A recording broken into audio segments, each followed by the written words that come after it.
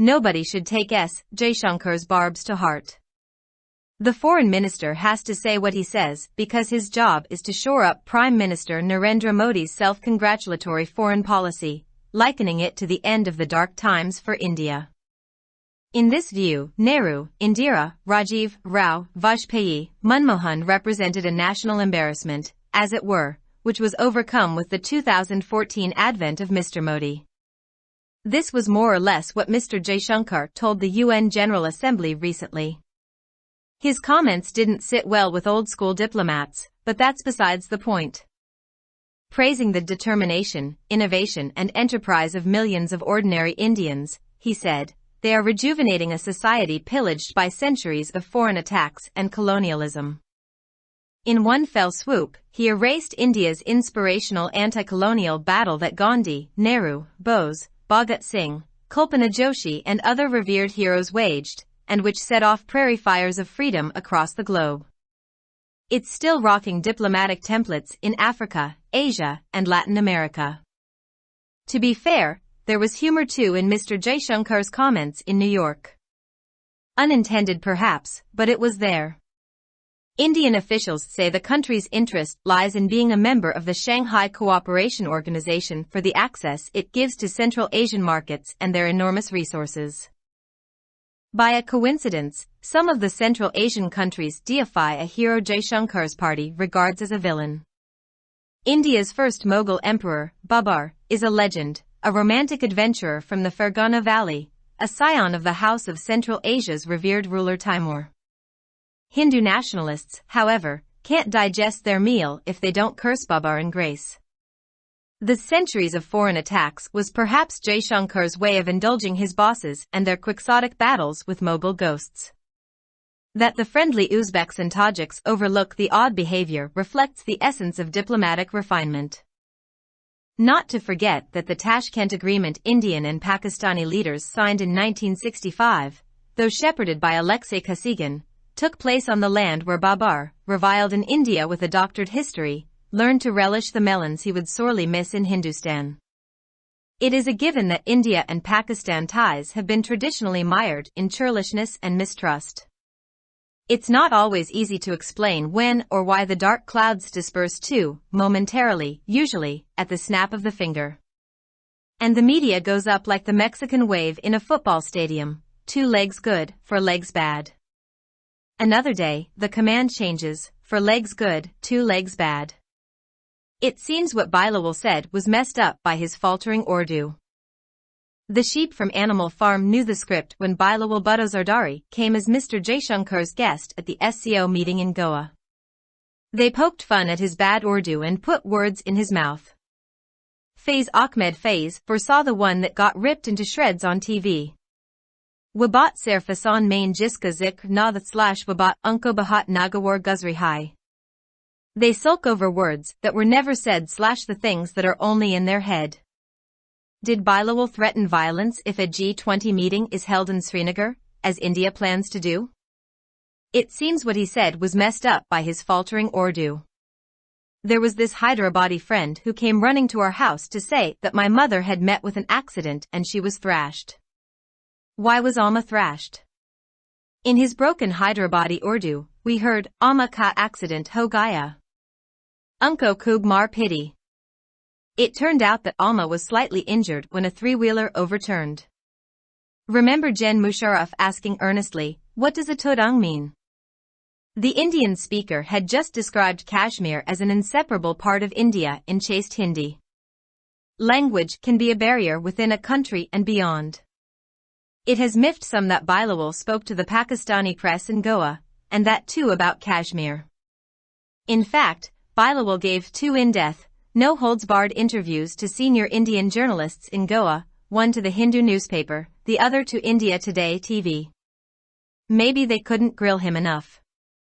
Not all interviewers are Karen Thapar or Sophie Ridge to make their guests sweat. Why blame the quarry? There was another perplexing incident at the Agra summit. A platoon of senior Indian journalists cornered Jen Musharraf in a closed room in Agra. But the story later was less about how the senior scribes failed to put Musharraf on the mat. The spin, over which the Agra summit ostensibly collapsed, was how dare Musharraf get the better of India's elite press corps. Likewise with Manmohan Singh. He was at least brave enough to hold one news conference in his 10-year tenure. He was petrified at the thought and said so. I am here to throw the pigeon to the wolves. But the wolves were so smitten by the occasion that they didn't muster a single newsworthy question. Some Indian commentators thought Bilawal should be told to go home. He shouldn't wince. He was a Pakistani being asked to return to Pakistan. Pity the plight of Indians, Rahul Gandhi included, routinely ordered to go to Pakistan for raising a point of order with the rulers. Some Indians feel they have arrived on the world stage with Mr. Modi, particularly as G20 chair for the year. A truer picture of the world is more powerful than any regional club ushers. Fact is, the non-aligned movement, given up for dead and bereft of a platform, is reviving more robustly than ever before. If India can befriend Russia and the US simultaneously, asserting a fine balance without committing to either side, it should thank Nehru's mantra of NAM. Indeed, the larger world is standing up to the hegemons as they had once set out to do. To claim that it was all darkness before Mr. Modi would seem discourteous to the torch that Nehru lit. The writer is Dawn's correspondent in Delhi. Published in Dawn, May 9, 2023. Subscribe our channel. Dawn Vocabulary. YouTube.com/@DawnVocabulary. किसी को भी S Jaishankar की बातों को दिल से नहीं लेना चाहिए। वजीर खारजा को वही कहना पड़ता है जो वो कहते हैं क्योंकि उनका काम वजीर आज़म नरेंद्र मोदी की खुद साख्ता खारजा पॉलिसी को आगे बढ़ाना है और इसे हिंदुस्तान के लिए तारीख दौर के इख्तिताम से तशबीह देना है। इस नुक्ता नज़र में नेहरू, इंदिरा, राजीव, राव, वाजपेयी और मनमोहन एक कौमी शर्मिंदगी की नुमाइंदगी करते थे, जैसा कि 2014 में मिस्टर मोदी की आमद के बाद खत्म हो गया था। मिस्टर जयशंकर ने हाल ही में अक़वाम मुत्तहिदा की जनरल असेंबली में कमोबेश यही बात कही थी। इनके तबसरे पुराने स्कूल के सफारतकारों को पसंद नहीं आए, लेकिन ये बात इसके अलावा है। लाखों आम हिंदुस्तानियों के अज़्म, जिद्दत तराजी और इंटरप्राइज की सिताइश करते हुए उन्होंने कहा, वो सदियों के गैर मुल्की हमलों और इस्तेमार ईद से तबाह हाल मुआशरे को दोबारा जिंदा कर रहे हैं। एक झटके में उन्होंने गांधी, नेहरू, बोस, भगत सिंह, कल्पना जोशी और दीगर काबिल एहतराम हीरोज की हिंदुस्तान की मुतासिर कुन नौआबादियाती जंग को मिटा दिया और जिसने पूरी दुनिया में आज़ादी की आग भड़का दी। ये अब भी अफ्रीका, एशिया और लातीनी अमेरिका में सिफारती सांचे हिला रहा है। सच छूटी बात तो यह है कि न्यूयॉर्क में जयशंकर के तबसरे में मुज़ा भी था। शायद गैर इरादी तौर पर, लेकिन यह वहां था। भारतीय ओहदेदारों का कहना है कि मुल्क की दिलचस्पी शंघाई ताउन तंजीम का रुकन बनने में है ताकि वो वस्ती एशियाई मंडियों और उनके वसी वसाइल तक रसाई हासिल कर सके। इत्तेफाक से वस्ती एशिया के बाज़ ममालिक ऐसे हीरो हैं जिसे जयशंकर की पार्टी विलन मानती है। हिंदुस्तान के पहले मुगल शहंशाह बाबर एक अफसाना निगार हैं।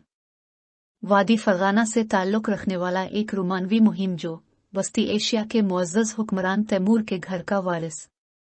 ताहम हिंदू कौम परस्त अगर बाबर पर लानत न करें तो वो अपना खाना हजम नहीं कर सकते। सदियों के गैर मुल्की हमले शायद जयशंकर का अपने आकाओं और मुगल भूतों के साथ उनकी कशमकश में मुलव्वस होने का तरीका था। दोस्त उज़्बक और ताजिकोहे का इस अजीब व गरीब तर्ज अमल को नज़रअंदाज करना सिफारती इस्लाह के जौहर की अक्कासी करता है। ये नहीं भूलना चाहिए कि 1965 में ताशकंद मुआहदे पर दस्तखत हिंदुस्तानी और पाकिस्तानी रहनुमाओं ने किए थे, हालांकि एली किसी कौसिगेन की सरपरस्ती में हुआ था। इस सरजमीन पर हुआ था जहां बाबर, जिसकी हिंदुस्तान में गलत तारीख है, ने उन खरबूजों से लुत्फ अंदोज होना सीखा था जिनकी वो हिंदुस्तान में शदीद कमी महसूस करते थे। ये एक हकीकत है कि हिंदुस्तान और पाकिस्तान के ताल्लुकात रिवायती तौर पर बदएतमादी और बदएतमादी में डूबे हुए हैं। ये वजाहत करना हमेशा आसान नहीं होता है कि सियाह बादल कब और क्यों फैलते हैं, आमतौर पर उंगली की नोक पर। और मीडिया एक फुटबॉल स्टेडियम में मेक्सिको की लहर की तरह बुलंद होता है। 2 टांगें अच्छी हैं, 4 टांगें खराब हैं। एक और दिन हुक्म बदल जाता है, 4 टांगें अच्छी हैं, 2 टांगें खराब हैं।